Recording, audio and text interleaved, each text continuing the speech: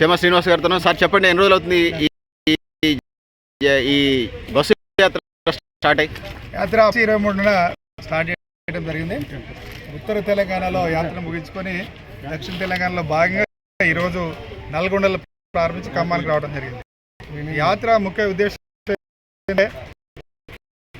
గత అసెంబ్లీ ఎన్నికలలో కాంగ్రెస్ పార్టీ ఉద్యమకాలకు ఇచ్చిన హామీలని చేయడం ప్రారంభించాలని, ఒక స్పష్టమైన ప్రకటన చేయాలని రేవంత్ రెడ్డి గారు చేయడం కోసం యాత్ర చేస్తున్నాం. అదేవిధంగా ఏప్రిల్ 21న ప్లీనరీ నిర్వహిస్తున్నాం హైదరాబాద్లో వేలాది మందితోనే. ఆ ప్లీనరీ విధం కోసం కూడా పోస్టర్ ఆవిష్కరణ చేస్తున్నాం. ప్రతి జిల్లాల్లో కూడా ఉద్యమకారులను చైతన్య పరుస్తున్నాం. ఉద్యమకారులందరూ కూడా ధైర్యం చెప్తున్నారు. ఇవాళ చాలామంది మా త్యాగాలతో వచ్చిన తెలంగాణలో మమ్మల్ని పట్టించుకోవట్లేదు, అప్పుడు కేసీఆర్ పట్టించుకోలేదు, ఇప్పుడు రేవంత్ రెడ్డి పట్టించుకోవట్లేదని ఆవేదనతో ఉన్నారు. వారి ఆవేదనని రేవంత్ రెడ్డి గారికి తెలియజేద్దామనే ఉద్దేశంతోనే ఈ యాత్ర చేస్తున్నాం. తెలంగాణ ఉద్యమకారుల ఫోరం బీఆర్ఎస్ పార్టీ ఉద్యమకారులకి ఏం చేయలేదని ఆ ప్రభుత్వాన్ని కోలుకుని కాంగ్రెస్ని తీసుకొచ్చారు. కాంగ్రెస్ చేయకపోతే నెక్స్ట్ స్టెప్ ఏంటి? బీజేపీ వెళ్తారా? బీజేపీ కాంగ్రెస్ హైకమాండ్ దగ్గరికి వెళ్తారా? సార్, ఏ రాజకీయ పార్టీకి నమ్మం. అవసరం అనుకుంటే తెలంగాణ ఉద్యమకారుల ఫోరం రాజకీయాల గురించి కూడా అంటే 119 నియోజకవర్గాలు ఏమైనా పోటీ చేసే ఆలోచన ఉందా? ఆలోచిస్తాం. ఉద్యమకారులు చేయకపోతే ఆలోచిస్తాం. నెక్స్ట్ స్టెప్ ఏంటి? కాంగ్రెస్ హైకమాండ్ ఏమైనా కలిసి ఆలోచన ఉందంటారా? ఖర్గే గారిని కూడా కలవడానికి ప్రయత్నం చేస్తున్నాం. సోనియా గాంధీ గారిని ఏమైనా కలుస్తారా? అపాయింట్మెంట్ తీసుకొని ఖర్గే గారిని గారిని కలుద్దామని ప్లాన్ చేస్తాం. ముఖ్యంగా తెలంగాణ ఉద్యమకారుల ఫోరం డిమాండ్స్ మెయిన్ స్ట్రీమ్ అసలు ఏంటో చెప్పండి వివరాలు. తెలంగాణ ఉద్యమకారుని గుర్తించడానికి ఒక కమిటీ ఏమంటారు. ఎందుకంటే ఫస్ట్ ఉద్యమకారులు ఎవరు గుర్తించాలి కదా. ఈరోజు మా డిమాండ్ ఏంటంటే భారతదేశ స్వతంత్రం కోసం పోరాటం వల్ల స్వతంత్ర సమరయోధులు ఏ విధంగా గౌరవించుకుంటామో తెలంగాణ రాష్ట్ర సాధన కోసం కూడా ఉద్యమాలు చేసిన వాళ్ళని ఉద్యమకారులుగా గుర్తించుకొని గౌరవించబడాలి. ఫస్ట్ మీరు ఒక కమిటీ వేయండి, ఉద్యమ నాయకులతో ఒక కమిటీ వేసి గుర్తించి గుర్తింపు కాడలేండి, దానికి ఎటువంటి ఖర్చు లేదు. తర్వాత మీరు ఇచ్చిన హామీలు 250 గజాలు ఇంటి స్థలం కానీ సౌకర్యం కానీ హామీలను అమలు చేయండి. అదేవిధంగా సంక్షేమ బోర్డుని ఏర్పాటు చేయమని చెప్తున్నాం. ఏర్పాటు చేసి ఒక 10,000 కోట్ల బడ్జెట్ పెట్టండి. దాని ద్వారా ఉద్యమకారులకు ఎవరైతే పేద మధ్యతరగతి ఉద్యమకారులు ఉంటారో వాళ్ళకి అవసరమైనప్పుడు దాని ద్వారా ఖర్చు పెట్టచ్చు. అదేవిధంగా ప్రధానంగా మేము ప్రభుత్వానికి ఖర్చు లేకుండా ఒక సూచన ఏం చేస్తున్నామంటే ఇవాళ సంక్షేమ పథకాల్లో ఒక 20% ఉద్యమకారులకు కేటాయించండి. ఇవాళ మీరు రాజీవ్ యువ వికాస్ అంటున్నారు, దాంట్లో ఒక 20% ఉద్యమకారులకు ఇస్తే దాంట్లో వస్తుంది కదా, మీకు ఖర్చు ఏం లేదు. అదేవిధంగా ఇందిరమ్మ ఇండ్లు ఇస్తున్నారు, దాంట్లో ఉద్యమకారుల కోటా కింద ఒక 20% ఇవ్వండి. అదేవిధంగా వివిధ సంక్షేమ పథకాల్లో ఒక 20% ఉద్యమకారులకు కేటాయించండి, దానికి ఎటువంటి ఖర్చు లేదు. కాబట్టి ఇలా ఫస్ట్ ప్రభుత్వం ఏదంటే మీరు ఒక కమిటీ వేయండి, ఉద్యమకారుల కమిటీ వేసి ఏం చేస్తే బాగుంటుంది, దానికోసం ఒక కమిటీ వేస్తే ప్రభుత్వాన్ని తెలియజేస్తుంది. ఈరోజు రేవంత్ రెడ్డి గారు బిజీగా ఉండొచ్చు, దానివల్ల తెలియకపోవచ్చు. ఇలా ఉద్యమ నాయకులు అనేక మంది ఉన్నారు, వాళ్ళతో ఒక కమిటీ ఏమని చెప్తున్నారు. సార్ ఒకటి చెప్పండి, తెలంగాణ ఉద్యమాలు అందరూ పాల్గొన్నారు, 4 కోట్ల జనాభా పాల్గొన్నారు. ఉద్యమకారులు అనే దానికి డెఫినేషన్ ఏమి నిర్వహిస్తుంది చెప్తా ఉంది తెలంగాణ ఉద్యమకారులు? అంటే కేసులు ఉండాలా, లేకపోతే అరెస్టులు అయి ఉండాలా, ఉద్యమంలో పాల్గొన్నటువంటి పేపరింగ్స్ ఉండాలా, లేకపోతే ఏంటి ట్రాక్ రికార్డ్ ఏంది, కులమాన డెఫినేషన్ ఏంటి? ఉద్యమకారుల ఫోరం అంటే ఉద్యమకారులు అంటే మన ముందే ఉన్నది. భారతదేశ స్వతంత్రం కోసం కూడా భారతదేశం కోట్లాది మంది పాల్గొన్నారు. మరి ఎంతమంది గుర్తించారు స్వతంత్ర సంప్రదాయంగా? ఇవాళ కూడా తెలంగాణలో ఒక వాదన తీసుకొస్తారు, అందరూ పాల్గొన్నారు, అందరూ పాల్గొనలే. చేసేది కొంతమంది చేస్తారు, కొంతమంది ప్రేక్షకుల్లాగా సానుభూతిపరులాగా వచ్చిపోతారు.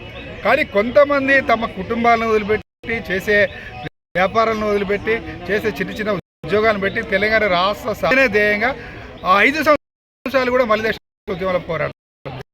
అంటే మలిదేశ ఉద్యమంలో పాల్గొన్నటువంటి ఆర్థికంగా నష్టపోయినటువంటి ఉద్యమకారులకి, ఆరోగ్య ఉద్యమకారులకి, వివిధ రకాల్లో నష్టపోయిన ఉద్యమకారులకి తొలి ప్రాధాన్యత, మిగతా వాళ్ళకి నెక్స్ట్ ప్రాధాన్యత అంటారా?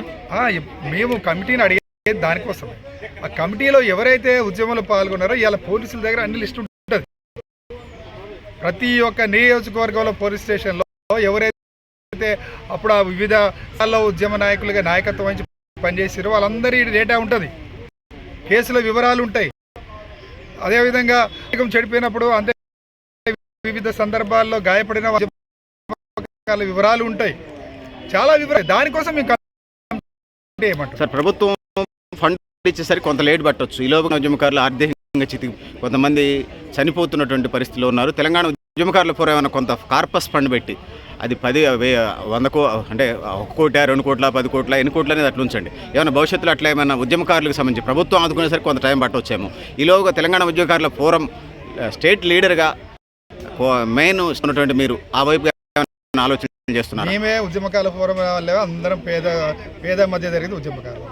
మేమే మా జేబుల నుంచి తలా 100 రూపాయలు వేసుకొని ఇలా మా ప్లీనరీకి కూడా మేము ప్రతిరోజు గ్రూపులలో అడుగుతున్నాం, మీకు ఎంత వీలైతే 10 రూపాయలు అయితే 10 రూపాయలు, 100 రూపాయలు అయితే 100 రూపాయలు. ఇలా ఫ్లోరం కూడా నడిచేది ఈ పేద మధ్యతరగతి ఉద్యమకారులు ఇచ్చే 10 రూపాయలు 100 రూపాయలతోనే నడుస్తుంది. ఇలా మేమేం ధనవంతులం కావు, కార్పొరేట్ వర్గాలం కావు. కానీ ఒక్కళ్ళ కోసం కాదు, ప్రతి ఉద్యమకాడికి న్యాయం జరగాలనే ఆశతోని ఆ యొక్క ఆకాంక్షతోని ఇలా ఉద్యమం చేస్తాం. తెలంగాణ ఉద్యమకారుల ఫోరం డిమాండ్స్ న్యాయమైందే, దాన్ని ఎవరు కాదనలేరు. కానీ తెలంగాణ ఉద్యమకారులు 2-3 గ్రూప్స్ అయినారు, కలిసి పనిచేసే అవకాశం ఉందంటారా భవిష్యత్తులో? గ్రూప్స్ ఏమి లేవు. మా దగ్గర నుంచి కొంతమంది వ్యక్తిగత ఆకాంక్షల కోసం, వ్యక్తిగత పదవుల కోసం పోయిన వాళ్ళే చెప్తే ఈరోజు ఒకటే గంటపదంగా చెప్తున్నాం. 33 జిల్లాల్లో 119 నియోజకవర్గాల్లో దాదాపు 600 మండలాల్లో కమిటీలను కలిగి ఉన్న ఏకైక సంఘం. ఈరోజు రాష్ట్ర వ్యాప్తంగా 33 జిల్లాలు, ఇది 5వ తిరగటం. రాష్ట్ర వ్యాప్తంగా అన్ని జిల్లాలు తిరిగిన ఏకంగా అంటే తెలంగాణ ఉద్యమకాల ఫోరం. అయితే ఉత్తర తెలంగాణలో ఈరోజు కొంతమంది ఉద్యమకాల పేరుతో సంఘాలు పెట్టుకుంటారు, మేము వాటిని స్వాగతిస్తున్నాం. కానీ ఇవాళ కాంగ్రెస్ పార్టీ మేనిఫెస్టోలో పెట్టించింది ఎవరు? అప్పుడు కనీసం ఉద్యమకాల గొంతు కూడా అయిపోయిన వాళ్ళు ఇలా ఉద్యమం గురించి మాట్లాడచ్చు, వాటిని స్వాగతించవచ్చు. కానీ 100% కాంగ్రెస్ పార్టీ మేనిఫెస్టోలో ఉద్యమకారుల పెట్టించింది ఉద్యమకారుల ఫోరం.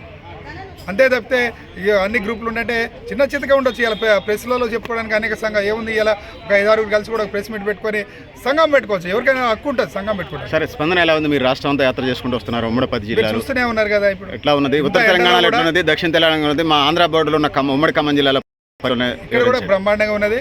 ఇలా చౌటుప్పల్లి కానీ, నల్గొండ కానీ, నగరేకల్లి కానీ, సూర్యాపేట, ప్రతి చోట ఇంత ఎండలో కూడా వందలాది మంది ఉద్యమకారులు వస్తున్నారు. ఉత్తర తెలంగాణ అయితే ఇంకా భారీ ఎత్తున ఉన్నది. అంటే దక్షిణ తెలంగాణ పోలిస్తే ఉత్తర తెలంగాణ చాలా భారీ ఎత్తున ఉంది. కరీంనగర్, అటు వరంగల్ కానీ ఇవన్నీ చాలా భారీ ఎత్తున స్పందన ఉంది. ఇటు మన ఖమ్మంలో కూడా చాలా స్పందన ఉంది. స్పందన అంటే తెలంగాణ ఉద్యమకారుల ఫోరం ప్రతి మండలానికి చొచ్చుకొని పోయింది. మీరు ఏ మండలం అయినా అడగండి, లేకపోతే మీరు సర్వే చేసుకోండి. మేము ఒకటే మీడియా వాళ్ళకి కానీ ప్రభుత్వానికి కూడా ఒకటే ఛాలెంజ్ చేస్తున్నాం.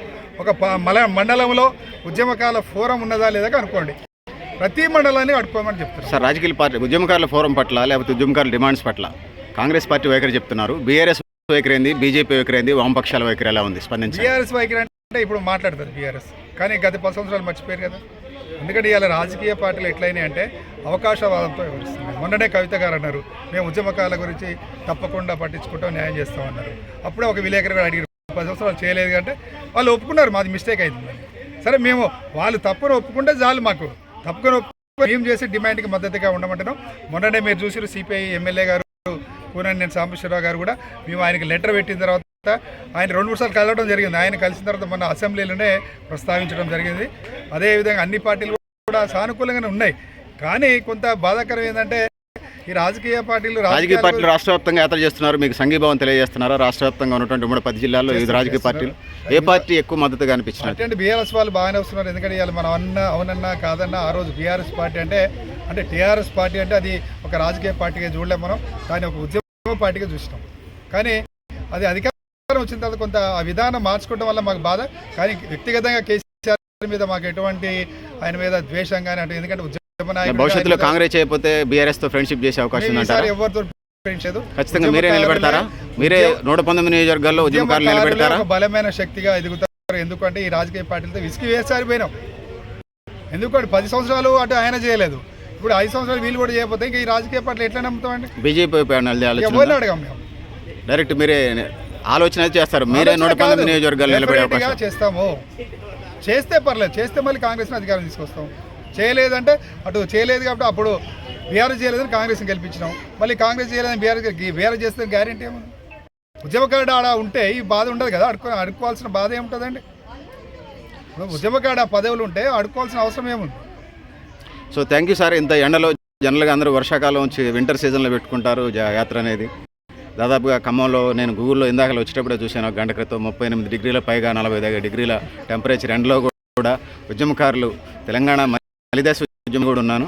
సో అప్పుడైతే ఎట్లా ఇది చేశారో ఇప్పుడు కూడా అంత పెద్ద ఎత్తున కమిట్మెంట్తోని రాష్ట్ర వ్యాప్తంగా యాత్ర చేస్తున్నటువంటి నేపథ్యం మేము సాంబశివ గారికి ధన్యవాదాలు ఏం చెప్తున్నాం అంటే, మేము దాదాపు ఎమ్మెల్యేలు అందరికీ లెటర్లు పంపిస్తాం, చెప్పినాం, స్వయం కూడా కలిసి మా వాళ్ళు చెప్పారు. కానీ స్పందించింది ఏకైక సభ్యుడు శాసనసభ్యుడు అంటే కూరనేని సాంబశివరావు. కోననేని సాంబశివరావు గారు పాదయాత్ర చేశాడు అండ్ ఆమరణ నిరాదీక్ష కూడా చేశాడు. ఉద్యమంలో ఆయన ఉన్న చేశారు.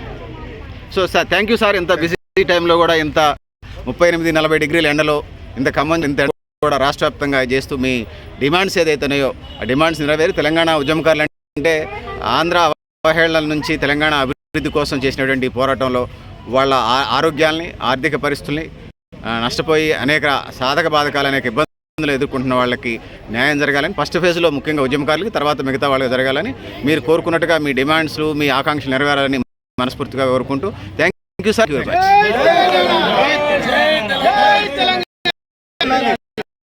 తెలంగాణ ఉద్యమకారుల పోరాటం జై తెలంగాణ.